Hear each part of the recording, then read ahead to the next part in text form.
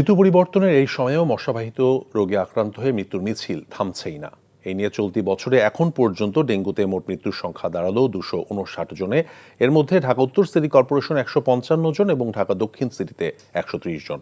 দর্শক, এই মুহূর্তে রাজধানীর মহাখালী ডিএনসিসি ডেডিকেটেড হাসপাতালে আছেন স্টাফ করেসপন্ডেন্ট জোবায়ের প্রধান। সরাসরি যোগ দিচ্ছেন তিনি।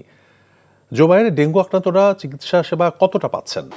যত সময় গড়াচ্ছে তত কিন্তু ভর্তির যে সংখ্যা, ডেঙ্গু আক্রান্ত হয়ে ভর্তির যে সংখ্যা সেটি কিন্তু বাড়ছে। আমরা মহাখালী যে কোভিড ডেডিকেটেড যে হাসপাতাল রয়েছে সেখানে অবস্থান করছি। এখানে আজকে এখন পর্যন্ত কিন্তু 310 জন ভর্তি রয়েছেন, যাদের মধ্যে 33 জন কিন্তু আইসিইউতে রয়েছেন ডেঙ্গু আক্রান্ত হয়ে। এখান থেকে বোঝা যাচ্ছে যে আসলে কতটা ভয়াবহ আকার ধারণ করেছে কিন্তু ডেঙ্গু।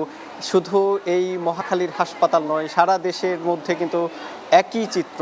বলা হচ্ছে যে জলবায়ুগত যে পরিবর্তন, এটির কারণেই এমনটা হচ্ছে। কীটতত্ত্ববিদ যারা রয়েছেন তারাও বলছেন যে ডেঙ্গু মশার যে ঘনত্ব, এটি আসলে আগামী যে শীত, সেই শীতেও কিন্তু থাকবে এবং সেই আশঙ্কা কিন্তু তারা করছেন। এখানে যারা আসছেন তারা চিকিৎসা নিচ্ছেন, তারা বলছেন তাদের চিকিৎসার ক্ষেত্রে তেমন কোনো সমস্যা হচ্ছে না। একই সাথে তারা যে ভোগান্তির যে বিষয়টি, তারা বলছেন যে তারা এখানে তাদের এই যে ডেঙ্গু যে পরিবেশগত যে সমস্যাগুলো রয়েছে ঢাকা শহরে বিশেষ করে, সেটির বিরুদ্ধে তারা আসলে বলছেন।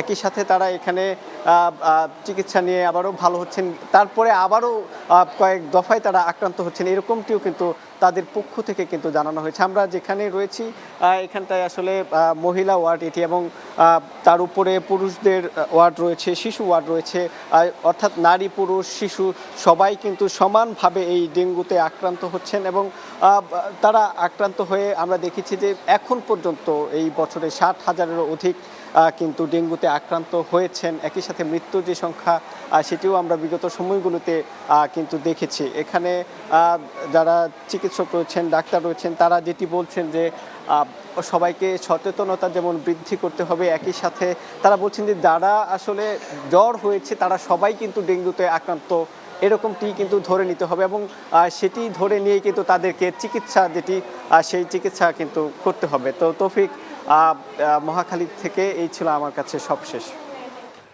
মহাখালীর ডিএনসিসি ডেডিকেটেড হাসপাতাল থেকে জানছিলাম ডেঙ্গু পরিস্থিতির খবর।